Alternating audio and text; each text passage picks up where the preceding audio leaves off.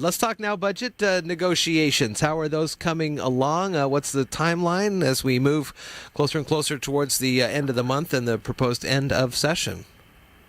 Yeah, so this week there isn't talks per se going on, and the reason that's not because of anything negative, other than the way the calendar is. And this is the final week for a fiscal cutoff. So in appropriations yesterday, we passed out the last slew of Senate bills, and so we're doing that. The Senate's doing that. We're voting the transportation budget off the floor today, and so this is kind of like the last cleanup week, so to speak, on legislation, and then we both respective chambers go to the floor next week, and with that, that's with the end in sight, and with that, we'll begin in earnest negotiating between the House and the Senate. And one of the key components to this is, as we've talked about before, the House budget relies on a significant number of taxes that are not current law.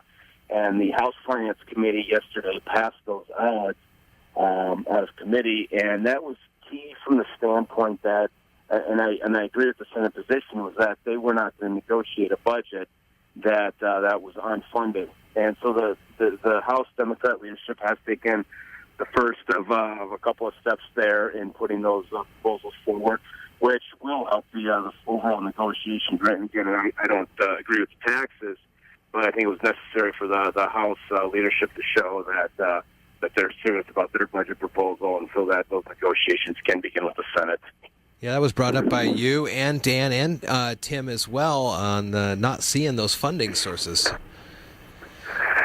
Yeah, I just, again, to pass a budget that relies on $3 to $4 billion in additional taxes, that's kind of a tough spot to suggest that you're going to negotiate when you don't have your own funding lined up.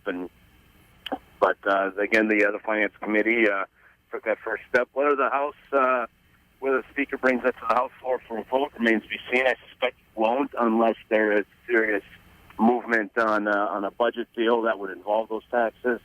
Again, I hold the viewpoint that with record revenue and 8% growth year over year, the taxpayers of the state are providing more than ample revenue, and we just need to prioritize. And, when you look at the two budgets, and again, I'm not here to say that the Senate budget is the final deal. There's inadequacies in the Senate budget. There's things I disagree with in the Senate budget, but when we look at the K-12 component, which is the big nameplate of this session, the Senate and the House versions, the House spends $85 million more on K-12 than what the Senate budget does, but yet the House is raising taxes on an annual basis by $3 to $4 billion, and you can make the argument that 97% of those tax increases aren't even for education, and that's going to be a key component in this negotiated process. Is that the revenue is there to take care of the K-12 and clear situation, and so why are we putting the largest tax increase in Washington State history on the table? That's going to be a key component in this negotiation. Well, it's definitely going to be a lot of work for you and the other negotiators there as we move forward, and we appreciate the time that you spend here before you head off to do the people's work. So again, thank you, Drew, and we'll talk next week.